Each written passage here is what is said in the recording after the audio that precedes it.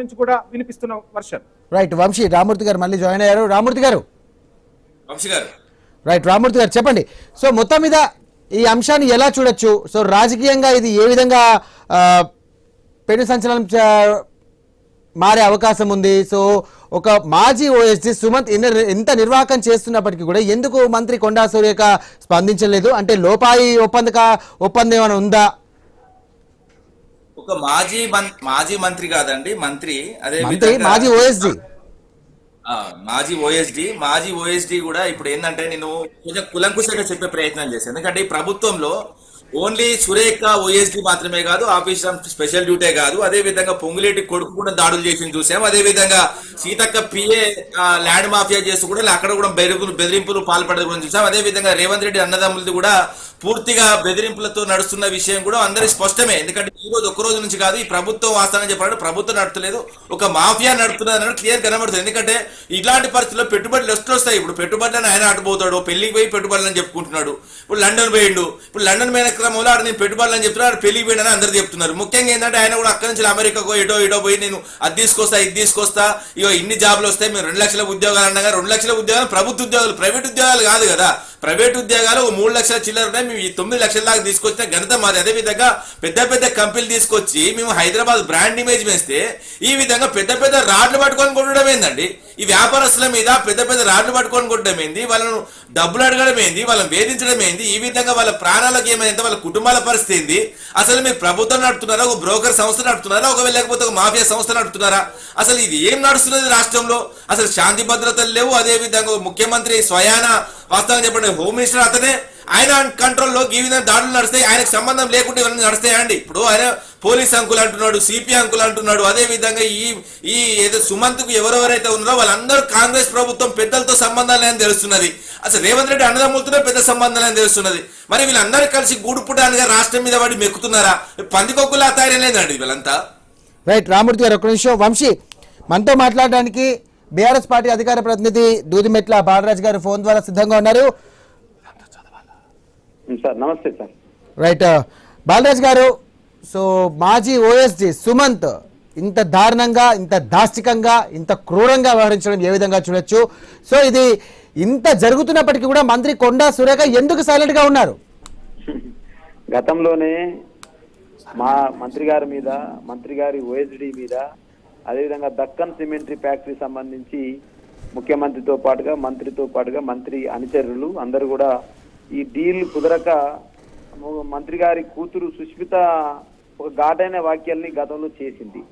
ఆ సందర్భంలో ఎవరైతే ఈ సుమంత్ ఉన్నారో ఓఎస్డీ గారు, వారు ప్రవర్తించిన తీరు రాష్ట్రంలో అంత చర్చాంశంగా మారింది.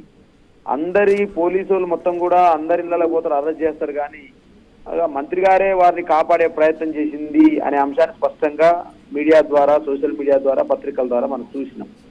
ఈ రోజు మళ్ళీ కొత్తగా వెలుగులోకి వచ్చింది. ఏమని వెలుగులోకి వచ్చింది? సుమంత్ గారు ఒకరి పైన ఇష్టం వచ్చినట్టు కొట్టడం చేయడం అనేటువంటి వీడియో కూడా బయటకు వచ్చి మీరు మాట్లాడుతూ ఉన్నారు.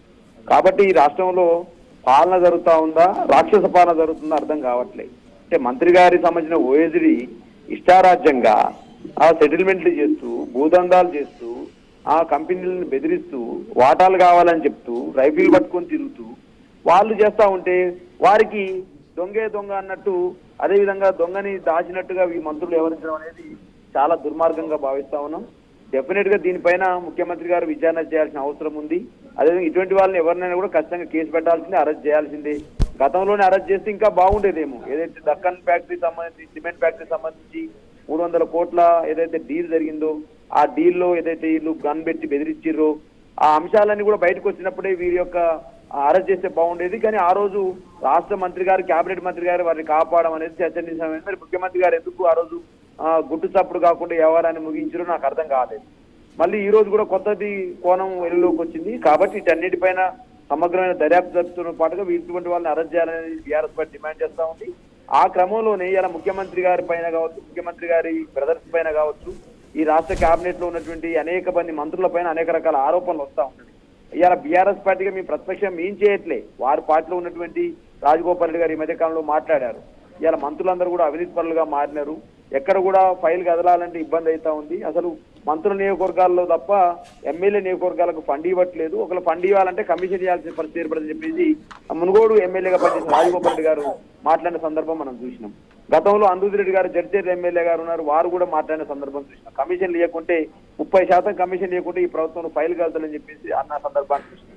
అదేవిధంగా రాష్ట్ర సెక్రటేరియట్ లో, రాష్ట్రానికి గుండెకాయలాంటి సెక్రటేరియట్ లో కూడా కాంట్రాక్టర్లు అందరూ కూడా కలిసి ధర్నా చేసిర్రు. 10% 20% కమిషన్ ఇవ్వకపోతే మా బిల్లులు పాస్ కావాలని చెప్పేసి ధర్నా చేసిన సందర్భాన్ని చూసినాం. ఇలా సర్పంచులు తమ బిల్లులు పాస్ కావాలంటే వాళ్ళు ధర్నా చేసిన సందర్భం చూసినాం. ఇంకెందుకంటే ఎంత అన్యాయం అంటే ఈ రాష్ట్రంలో ముఖ్యమంత్రి గారు, విద్యాశాఖ మంత్రిగా ఉన్నారు, దీన్ని పరిశీలించాల్సిన అవసరం ఉంది. ఈ రాష్ట్రంలో మన ఊరు మనబడి ప్రోగ్రాం ద్వారా ఒక పెద్ద ఎత్తున 26,000 27,000 పాఠశాలని బాగు చేయాలని ఆలోచనతో గొప్ప ప్రోగ్రాం తీసుకొస్తే మన ఊరు మనబడి బిల్లులకు కూడా ఇలా కమిషన్ అడిగే పరిస్థితికి వచ్చినారండి. ఇలా వారిని మేము మాట్లాడతలే. గుత్తా సుఖేందర్ రెడ్డి గారు ఇలా శాసన మండలి చైర్మన్ గా ఉండి వాళ్ళు కాంగ్రెస్ పార్టీలో ఉన్నారు, వారి కొడుకు కార్పొరేషన్ చైర్మన్ గా ఉన్నారు. సుఖేందర్ రెడ్డి గారి వ్యాఖ్యలన్నీ నేను కోడ్ చేస్తా ఉన్నా ఐన్యూస్ ద్వారా. అదేవిధంగా గతంలో ఎమ్మెల్సీ సత్యం గారు, వారు సిపిఐ అలయన్స్ పార్టీ, వారు కూడా చెప్పారు ఏమని, కరెంటు ట్రాన్స్ఫార్మర్ కావాలంటే ఇలా రైతులు చందాలు వేసుకుని లంచాలు ఇవ్వకపోతే కరెంట్ ట్రాన్స్ఫార్మర్ ఇచ్చే పరిస్థితి అని చెప్పేసి అన్నారు. అంటే టోటల్ గా కాంగ్రెస్ పార్టీ సర్కారు ఇలా అవినీతిమయమైంది. ఇలా మంత్రుల మీద, ముఖ్యమంత్రి మీద, ముఖ్యమంత్రి బ్రదర్స్ మీద, అదేవిధంగా వాటి యొక్క ఎమ్మెల్యేల మీద అనేక రకాల అవినీతి ఆరోపణలు వస్తున్నాయి. నాకు అనిపిస్తుంది ఏముందంటే దండుపాలెం బ్యాచ్ వచ్చి దోచుకొచ్చినట్టుగా కనపడతా ఉంది. ఇక మళ్ళీ అధికారం వచ్చేది లేదు, సచ్చేది లేదు కాంగ్రెస్ పార్టీకి.